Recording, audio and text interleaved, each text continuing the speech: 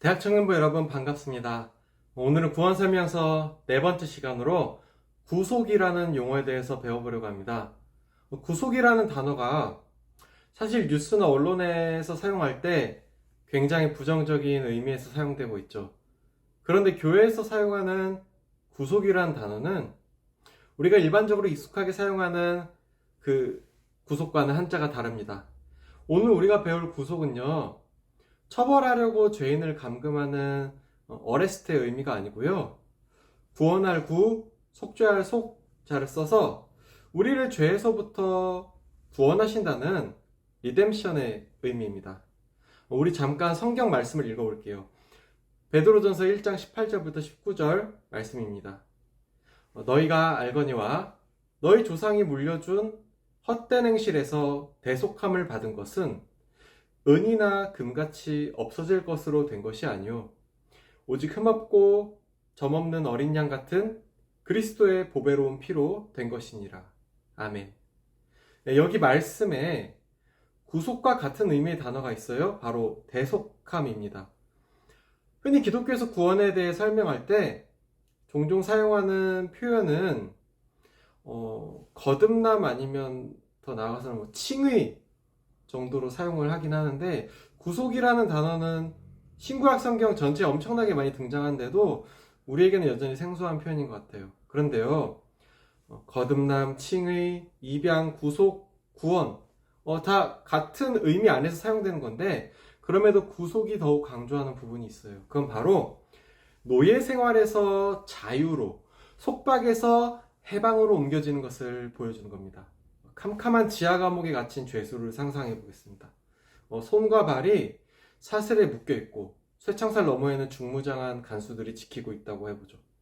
그런데 한 구원자가 나타나서 간수들을 제압하고 지하 감옥에 갇혀 있던 그 죄수를 풀어주는 겁니다. 이게 바로 구속입니다. 우리가 죄인이라는 것을 인정할 때는 우리가 죄에 묶여 있다는 것과 동일한 이해를 하는 거예요. 그렇기 때문에 그 죄인의 손발을 속박하는 그 죄들은 하나님과 그 죄인의 관계를 가로막고 있는 거거든요. 그런데 이 죄인이 구원을 받으면 하나님의 자녀로서 참된 삶을 살게 되는 그 자유를 얻게 되는 거죠.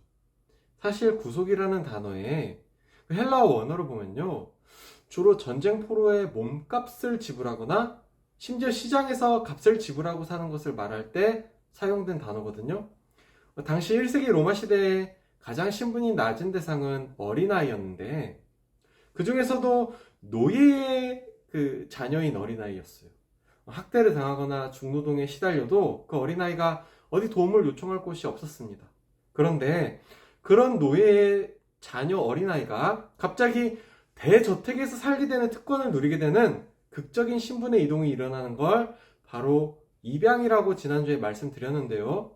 여기서 더 나아가서 그 노예 신분에서 엄청난 특권을 가진 자유인으로 바뀌는 것을 그 자체를 구속이라고 표현하는 겁니다.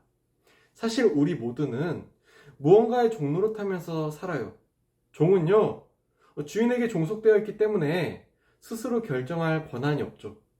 어떤 사람들은 사람 그 자체를 긍정적으로 평가하면서 어느 정도의 동기부여가 있으면 사람은 누구나 사회를 아름답게 만들고 인간답게 살 수 있다고 주장하기도 하는데요.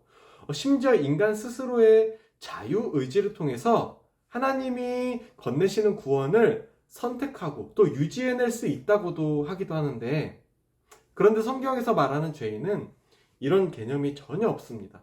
죄인은요, 스스로 하나님을 선택할 수도 없고 하나님을 섬길 의지도 능력도 없는 무능한 그 자체의 상태입니다.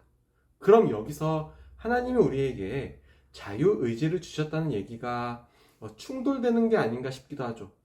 또 어떤 사람들은 하나님이 우리의 모든 것을 다 선택해놓고 우리를 그저 방관하고 계시는 게 아닌가 라고 의문을 품기도 합니다. 그런데요, 온 인류는 아담 안에서 범죄했다는 것이 성경의 기본 가르침이잖아요. 물론 그럼에도 인간은 그 자체로 자유롭죠. 이건 하나님의 형상의 주요한 요소이기도 하고요. 그런데 문제는 이 본성이 부패했다는 겁니다. 자유는 자유인데 이 자유가 죄 짓는 쪽으로만 발현이 된다는 거죠. 모든 인간은 자유의지가 있어요. 그런데 그 자유의지의 종류가 두 가지입니다. 하나는 성령님이 내주하시는 자유의지이고, 또 하나는 성령님이 없는 사람의 자유의지예요. 성령님께서 내주하셔서 중생되게, 그러니까 새 생명을 얻은 사람은요, 자신의 행위로 하나님을 섬기려 하고 하나님을 기쁘시게 해드리라는 의지가 생겨요. 물론 이 사람도 중생되기 이전에는 스스로 죄에서 벗어날 수 없는 무력한 존재이고, 또 영적으로 죽어있던 처지였겠죠? 그러나 그런 모든 죄인 중에서 우리를 선택하신 하나님의 그 기쁘신 뜻이 있었기 때문에 우리는 하나님을 따르는 선택을 하게 된 겁니다. 그럼 이런 의문을 던질 수도 있을 것 같아요. 마귀가 시켰기 때문에, 아니면 하나님이 그렇게 예정하셨기 때문에 우리는 어쩔 수 없이 죄를 지었다 라고 하는 항변을 하는 거죠. 그런데요, 성경은 각 사람이 시험을 받는 것이 자기 욕심에 끌려 미혹된 것이라고 분명히 말하고 있어요. 죄를 짓는 것은 인간이 자신의 의지로 선택한 것이고, 그래서 이후에 하나님의 공의 앞에서 결과를 감당해야 한다는 거죠. 야고보서에 보면요, 사람들이 죄를 짓는 것은 그 자기 욕심에 끌려 미혹된 것이라고 하거든요. 그러니까 죄를 짓게 되는 순서가 단순히 마귀가 부추겨서가 아니라요, 먼저 나의 내면에서 발원된 그 죄의 소욕에 대해서 그 다음에 사탄이 그 부분에 틈을 타 미혹을 한다는 거죠. 죄의 원인이 우리 외부에서 먼저 들어오기 때문인 게 아니라 우리 내면에 우리 자신의 그 완악함과 이기심 그 자체에 첫 번째 원인이 있는 겁니다. 그런데요, 아담 때문에 우리가 이 지경이 돼서 멸망하게 되어야 하는데, 하나님은 둘째 아담 또는 마지막 아담을 우리에게 보내주셨어요. 바로 예수님이거든요. 그 둘째 아담이신 예수님은요, 첫째 아담으로 인해 우리 안에 자리 잡은 그 죄의 속박과 저주를 파괴하셨습니다. 그제야 비로소 우리에게 하나님을 바라보고 하나님을 추구하고 영원한 하나님의 나라를 소망할 그 생명의 영이 주어진 거고요. 육체의 욕심을 따라 행하던 우리가 그리스도인이 되고 나서부터는 성령을 따라 행하게 되었어요. 그럼에도 우리는 아직 하나님을 얼굴과 얼굴로 마주할 수 있는 그 완전한 상태는 아니기 때문에 여전히 자발적으로 죄에게 주도권을 내어주곤 합니다.